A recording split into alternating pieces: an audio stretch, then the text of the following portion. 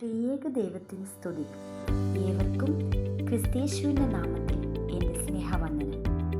2024 മർത്തമറിയം വനിതാ സമാജം കേന്ദ്ര പരീക്ഷയ്ക്കായി മലങ്കര ഓർത്തഡോക്സ് സഭ ചിട്ടപ്പെടുത്തിയ ലഘുപുസ്തകമാണ് യേശുവിങ്കിലേക്ക് നോക്കി ഓട്ടം സ്ഥിരതയോടെ ഓടുക. പരീക്ഷയ്ക്കായി തയ്യാറെടുക്കുന്ന ഏവർക്കും ഈ യൂട്യൂബ് ചാനലിലേക്ക് ഹാർദവുമായ സ്വാഗതം.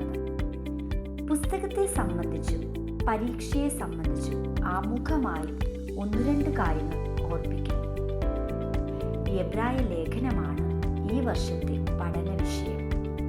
പുതിയ നിയമ പുസ്തകത്തിലെ 19ാമത്തെ പുസ്തകമാണ് എബ്രായ ലേഖനം.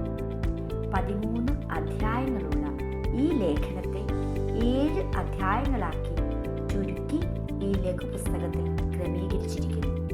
ഈ 7 അധ്യായങ്ങൾ നന്നായി പഠിക്കുക. കൂടാതെ എബ്രായ ലേഖനത്തെ സംബന്ധിച്ച 10 മനഃപ്പാഠ വാക്യങ്ങൾ ഹൃദിസ്ഥമാക്കുക.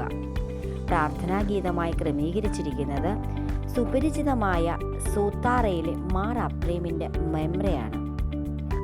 പ്രാർത്ഥനയായി ക്രമീകരിച്ചിരിക്കുന്നതോ വിശുദ്ധ വേദപുസ്തകം വായിക്കുന്നതിന് മുമ്പും പിൻപുമുള്ള പ്രാർത്ഥന. അനുതാപത്തിൻ്റെ സങ്കീർത്തനം 130-ാം സങ്കീർത്തനം. ഇത്രയുമാണ് പരീക്ഷയ്ക്കായി വേണ്ടുന്നത്.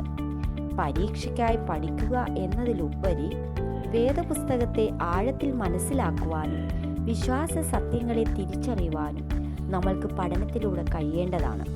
അതിനായി ഏവർക്കും ഒരുങ്ങാം. പുതിയ നിയമത്തിലെ 19ാമത്തെ പുസ്തകമാണ് എബ്രായ ലേഖനം. എബ്രായ ലേഖനത്തിന് 13 അധ്യായങ്ങളുണ്ട്. ക്രിസ്തുശാസ്ത്രപരമായ ചിന്തകൾ ഉയർന്നു നിൽക്കുന്ന പുസ്തകമാണ് എബ്രായ ലേഖനം. എബ്രായ ലേഖനത്തിൻ്റെ പ്രധാനപ്പെട്ട വിഷയങ്ങൾ എന്നത് യേശുക്രിസ്തുവിൻ്റെ ദൈവത്വവും മനുഷ്യത്വവും നിത്യമഹാപൗരോഹിത്യവുമാണ്. സഭയുടെ ആദ്യ നൂറ്റാണ്ടുകളിൽ എബ്രായ ലേഖനത്തിൻ്റെ ഗ്രന്ഥകർത്താവ് ആര് എന്നതിനെക്കുറിച്ച് വ്യത്യസ്തമായ അഭിപ്രായങ്ങൾ ഉണ്ടായിരുന്നു. അലക്സാന്ദ്രിയയിലെ മാർ അറ്റാനിയോസിയോസ്, സ്വർണ്ണനാവുകാരനായ മാർ ഇവാനിയോസ്, ചരിത്രകാരനായ മാർ യൗസീമോസ് തുടങ്ങി പലരും ഇത് പരിശുദ്ധ പൗലോസ്ലീഹായുടെ ലേഖനമായിട്ടാണ് കരുതിയിരുന്നതും പറഞ്ഞതും. പൗരസ്ത്യ സഭകളെല്ലാം തന്നെ പൗലോസ്ലീഹയുടെ ലേഖനമായി കരുതി ഇതിന് അംഗീകാരവും പ്രചാരണവും നൽകി. നമ്മുടെ വായനാക്രമങ്ങളിലെല്ലാം തന്നെ ഇതിനെ പരിശുദ്ധ പൗലോസ്ലീഹായുടെ ലേഖനമായിട്ടാണ് ചിത്രീകരിക്കുന്നത്. എന്നാൽ പാശ്ചാത്യ സഭകളാകട്ടെ AD 4-ാം നൂറ്റാണ്ട് വരെ ഈ ലേഖനത്തിന് അംഗീകാരം ലഭിച്ചിരുന്നില്ല. ഇപ്പോഴും മതപണ്ഡിതന്മാർ കണക്കാക്കുന്നത് ഇത് പൗലോസ്ലീഹയുടെ ലേഖനമല്ല. കാരണം പൗലോസ്ലീഹയുടെ ലേഖനങ്ങളിലൊക്കെ കാണുന്ന ഒരു ശൈലിയോ ഭാഷയോ അഭിവാദന രീതിയോ ഈ ലേഖനങ്ങളിൽ പ്രകടമല്ല എന്നതുകൊണ്ട് തന്നെ മറ്റു ലേഖനങ്ങളിലെ പോലെ എബ്രായ ലേഖനത്തിൽ എഴുതിയ ആളിൻ്റെ പേര് തലക്കെട്ടിൽ രേഖപ്പെടുത്തിയിട്ടില്ല. അതുകൊണ്ട് തന്നെ ഗ്രന്ഥകർത്താവ് ആര് എന്ന് വ്യക്തമല്ല. എന്നിരുന്നാലും AD 397 കാർത്തേജിൽ കൂടിയ സുനഹദോസിൽ ഈ ലേഖനത്തിന് കാനോനികമായ അധികാരവും അംഗീകാരവും നൽകിയിട്ടുണ്ട്. ലേഖനത്തിലെ വിഷയവിവരങ്ങൾ പരിശോധിക്കുമ്പോൾ ഈ ലേഖനം എഴുതിയ കാലഘട്ടം AD 70-നോടകമാണ്. AD 70-ന് മുമ്പാണ് ഈ ലേഖനം എഴുതപ്പെട്ടതെന്ന് പറയുന്നു.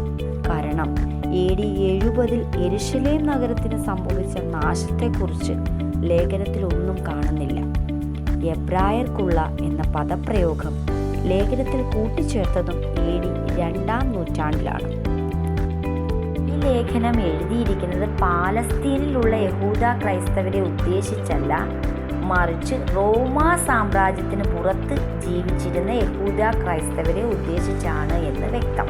കാരണം റോമാ സാമ്രാജ്യത്തിന് പുറത്ത് ജീവിച്ചിരുന്ന യഹൂദ ക്രൈസ്തവർ പീഡയുടെ ഫലമായി ക്രൈസ്തവ സഭയെ ഉപേക്ഷിക്കുന്നു എന്ന ചിന്താഗതിയിൽ അവരെ സഭയിൽ ഉറപ്പിച്ചു നിർത്തുവാനുള്ള ആഗ്രഹത്തെ ഉദ്ദേശിച്ചാണ് ഈ ലേഖനം എഴുതിയിരിക്കുന്നത്.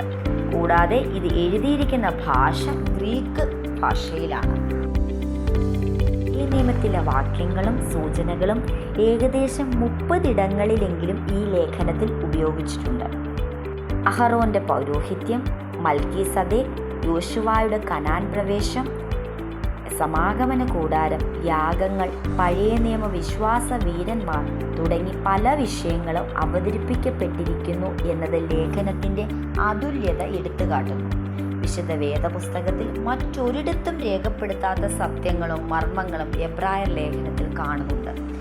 യേശുക്രിസ്തുവിൻ്റെ മനുഷ്യത്വത്തെ സംബന്ധിച്ച കാര്യങ്ങൾ വെളിപ്പെടുത്തുകയും അത് മനുഷ്യ ജീവിതത്തിൽ പ്രായോഗികമാകേണ്ടുന്ന രീതികളെക്കുറിച്ച് പരാമർശിക്കുകയും ചെയ്യുന്നുണ്ട്. അതേസമയം യേശുക്രിസ്തു ദൈവമാകിയാൽ മനുഷ്യർ അദ്ദേഹത്തെ ആരാധിക്കുകയും അദ്ദേഹത്തോട് പ്രാർത്ഥിക്കുകയും ചെയ്യണമെന്ന് പ്രത്യേകം അനുശാസിക്കുന്നു. ദൈവത്തിൽ അടിയുറച്ച വിശ്വാസവും സങ്കേതവും മൂലം അംഗീകാരം ലഭിച്ച വിശ്വാസവീരന്മാരുടെ പട്ടിക പഴയ നിയമത്തിൻ്റെ ഏടുകളിൽ നിന്ന് തിരഞ്ഞെടുത്ത് അവരെ സാക്ഷിയാക്കി വിശ്വാസത്തിൻ്റെ നായകനും പൂർത്തി വരുത്തുന്നതുമായ യേശുക്രിസ്തുവിനെ സ്വീകരിക്കുവാൻ ആഹ്വാനം ചെയ്യുന്നു.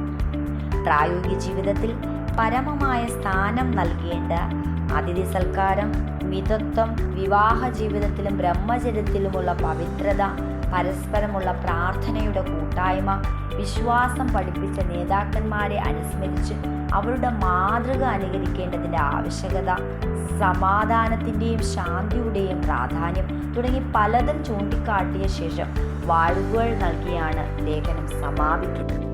മികവേറിയ എന്ന പ്രയോഗം 13 പ്രാവശ്യം ഈ ലേഖനത്തിൽ ഉപയോഗിക്കുന്നുണ്ട്. മികവേറിയ യാഗം, മികവേറിയ പുനരുത്ഥാനം, മികവേറിയ ഉടമ്പടി, മികവേറിയ മധ്യസ്ഥൻ എന്നിങ്ങനെ പലയിടങ്ങളിലും പ്രയോഗങ്ങളുണ്ട്.